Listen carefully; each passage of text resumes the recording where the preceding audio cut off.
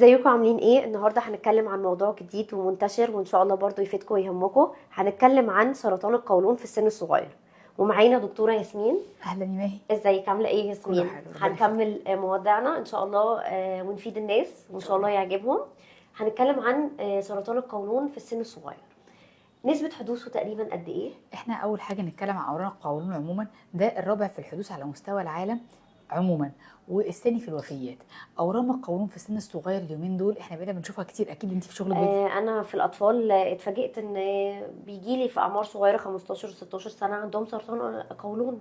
طبعا احنا كنا زمان يعني ما كناش بنشوف بنشوف الاعمار دي خالص. احنا العادي المتوسط العمري لاورام القولون 52 55 سنه. تمام. والنسبه على مستوى العالم، واحنا جزء من العالم، بتقل في العيان في المرضى اكتر من 65 سنه. ولوحظ ان هي في المرضى اقل من 65 سنه النسبه بتزيد، وده شيء غريب. فاحنا ابتدى الموضوع يتدرس، واحنا حتى بنحاول نشوف ايه المختلف. تمام. طيب انتي عندك تفسير ايه سبب ان السرطان القولون يزيد في السن من 15 ل 30 سنه تقريبا، ان احنا نشوفه بالنسبه دي؟ عندك اي تفسير او حصل اي عوامل ادت ان الموضوع ده يزيد كده فعلا؟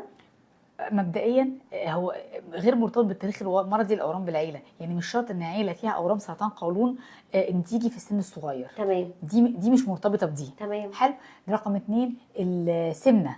يعني في عادات وطريقه اكل وحاجات طبعا هي بقى اللي بتشجع الموضوع ده. وقله الحركه. تمام. الحياه اللي هي كلها على القاعد، دي ما فيهاش اي حركه.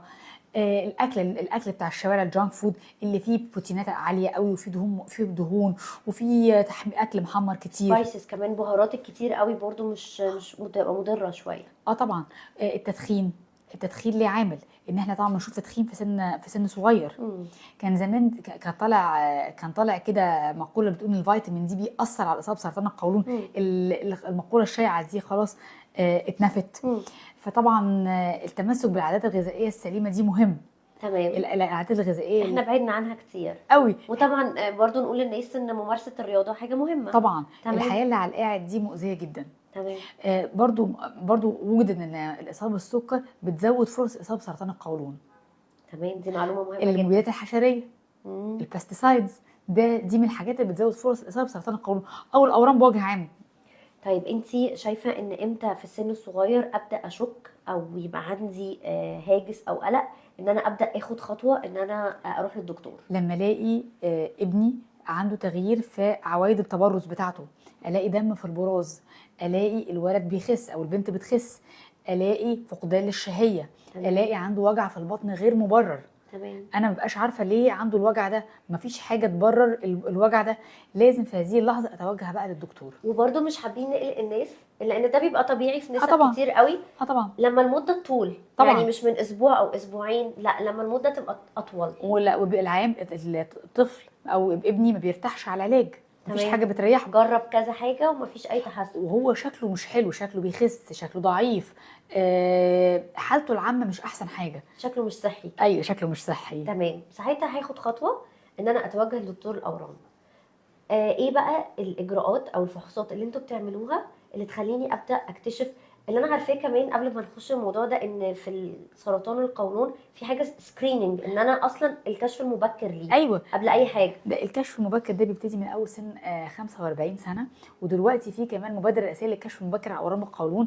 الكشف المبكر ده بيشجع الناس ان هي تروح ايوه قوي. المبادرات دي مفيده جدا جدا في كل التخصصات بصراحه. جدا.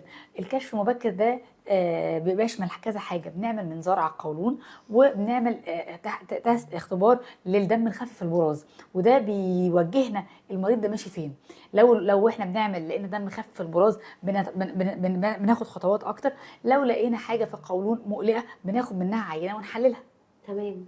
طيب بالنسبه للفحوصات بقى، احنا كده اتكلمنا عن الفحوصات وايه الحاجات اللي انا هعملها. طيب انا لا قدر الله اكتشفت خلاص ان انا جالي سرطان قولون في سن صغير، خطورته بتبقى اكبر من السن الكبير ولا يعني بيبقى اجريسيف اكتر ولا ملهاش علاقه؟ وايه العلاج اللي انا ممكن ابدا بيه؟ احنا للاسف اكتشفنا ان الاورام القولون بتيجي في السن الصغير تكوينها الجيني مختلف، تمام. وبتكون اشرس اشرس للاسف. للاسف، مم. وبتيجي في مرحله متقدمه اكتر، ان احنا كاهل ما يبقاش عندنا شك ان الولد ده عنده فيه مشكله. تمام. فاحنا بيبقى عندنا انكار، وعلى ما ناخد خطوه بنكون اتاخرنا شويه، وبتيجي اكتر في الناحيه الشمال عن الناحيه اليمين، اوكي. وبيجي اكتر في المستقيم عن القولون. تمام. فاحنا ده طبيعه اورام القولون في السن الصغير. ايه اللي نقدر نعمله؟ اول خطوه احنا لازم نشخصه كويس باخد عينه، وبنعمل عليها اختبارات اللي هي زي MMR والMSI عشان ده اختبارات جينيه عشان توضح لنا اكتر العلاج هيفيد الطفل اكتر او لا. وبنعمل خطوات عشان نحدد مرحله الورم، تمام. زي بنعمل مثلا اشعه مقطعيه على الرئه والبطن عشان نشوف احنا الدنيا بتاعتنا واصله لحد فين. بنعمل اختبارات دلالات الاورام. لو الطفل مثلا عنده عرض معين، زي مثلا بيقول لك انا بصدع، انا برجع، انا بتشنج، بطلع اعمل رنين على المخ، طفل عنده الام في عظامه بقالها اكتر من 14 يوم وما بترتاحش على العلاج، اشك ان عنده مشكله في العظم. تمام. وبعدين بعد كده ابتدي بقى احدد مرحلتنا ونبتدي خطه علاج.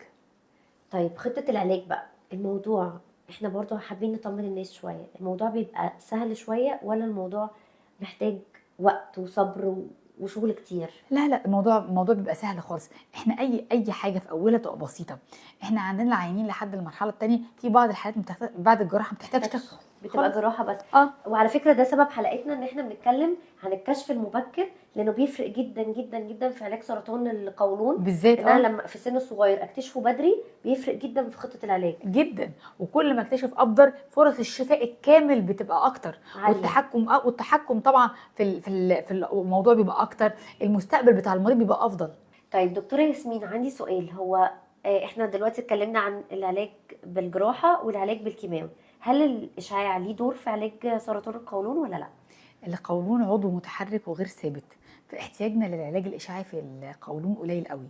بنحتاجه مينلي في اورام المستقيم، او هو دوره في علاج او في الركتم اكتر. ايوه بالظبط. وده احيانا بيخلينا نتجنب عمل الجراحه ونحافظ للعيان على فتحه الاخراج بتاعه وعلى التحكم في البراز. تمام.